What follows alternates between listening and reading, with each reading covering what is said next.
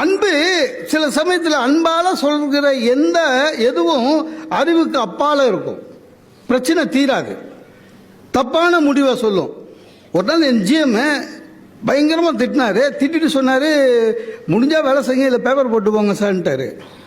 முகம் சின்னதாகிடுச்சு, பேப்பர் போட்டு வரலாம், ஆனால் வேலை. அதனால் வீட்டுக்கு வந்துட்டேன். எங்கள் அம்மா பார்த்தாங்க. அம்மா இல்லை, பார்த்த உடனே மூஞ்சி பார்த்த உடனே தெரிஞ்சது பையனுக்கு ஏதோ ப்ராப்ளம்னு. அம்மா சொன்னாங்க, என்னடா மூஞ்சி ஒரு மாதிரி இருக்குது. இல்லைம்மா ஜிஎம் திட்டாரு. உடனே எங்கள் அம்மா அன்பு, அவங்க சொல்கிற தீர்வு என்ன தெரியுமா, நீயாச்சும் உன் வேலையாச்சுன்னு விட்டு வாடா அப்படின்னாங்க. அடுத்த மாதம் பூவா, அது அவங்களுக்கு தெரியாது, அன்பு மட்டும்தான். எப்பவுமே நானும் எங்கள் அம்மாவும் பேசும்போது ஒய்ஃபு ஒட்டு கேட்பாப்புல. அன்றைக்கி ஒட்டுக்கிட்டுனா உங்கள் அம்மா கிட்ட ஏதோ ஜிஎம் நீங்கள் இல்லை, இந்த மாதிரி என்னால் ஜிஎம் திட்டு, உங்கள் வீரம்லாம் என்கிட்ட தான் அப்படின்னா. அந்த ஜிஎம் ஒன்று ஓங்கி அறையக்கூடாதுன்னா அவ அன்பு. எங்கள் அப்பா மட்டும் சார் கூட்ட, என்னடா என்ன ஜிஎம், சரி அது எது வீட்டில் வந்து சொல்கிற, டேய் உனக்கு கொடுக்குற சம்பளம் ஜிஎம் திட்டத்துக்கும் சேர்த்து தான், அதான் அறிவு. அதெல்லாம் வீட்டுக்கு சொல்லக்கூடாது. உனக்காவது பரவாயில்ல, உங்கள் ஜிஎம் இங்கிலீஷில் திட்டிருப்பான். நான் வேலை செய்யும்போது என் மேல் அதிகாரி தமிழில் பச்சை பச்சையாக பேசுவான். எல்லாம் அங்கேயே தொச்சு போட்டு வீட்டுக்கு சிச்சா மாதிரியே வருவேன். அதுதான் சார் தீர்வு, உண்மையிலே அதுதானே தீர்வு சார்.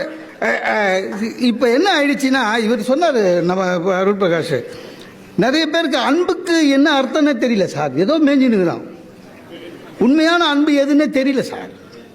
இன்னொன்று, உண்மையான அன்பை புரிந்து கொள்வதற்கே ஒரு அறிவு வேணும் சார், அதுதான் உண்மை.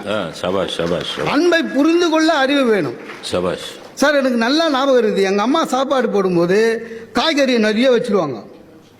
நிறைய வச்சு இடுப்பில் கை வச்சு நின்று நிற்பாங்க.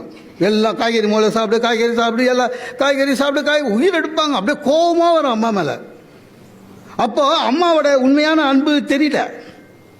இப்போ தெரியுது. எப்படி, அந்த ஃப்ரிட்ஜில் இருந்து அந்த பழா போன கூட்டை எடுத்து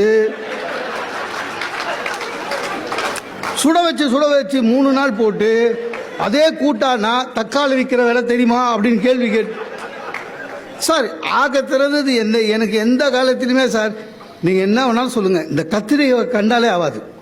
அதை குறுக்கா வெட்டினாலும் ஆகாது, நிலமாக வெட்டினாலும் ஆகாது. கத்திரிக்காய் எனக்கு எதிரி.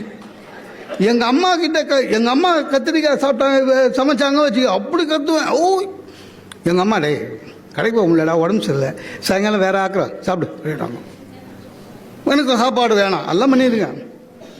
அந்த அன்பு புரியல. இப்போ அதே கத்திரிக்காய், எனக்கு கத்திரிக்காய் பிடிக்காது தெரியும்ல அப்படின்னு. உங்களுக்கு பிடிக்கலன்னா ஊரில் யாரும் சாப்பிட மாட்டாங்க, சாப்பிடுங்க, இல்லை எனக்கு வேண்டான்னு. உடனே மெய்டை கூப்பிடுது சார், நம்ம வீட்டு சர்வெண்ட் அம்மாவை கூப்பிட்டு, சாருக்கு இன்னைக்கு வேணாமா, எடுத்து உள்ள வை, நாளைக்கு சுட வச்சு கொடுக்கலாம்னா. அந்த நாசமாக போன கத்திரிக்காய் நாளைக்கு வர்றதை விட இன்னைக்கே சாப்பிட்டு தொலை.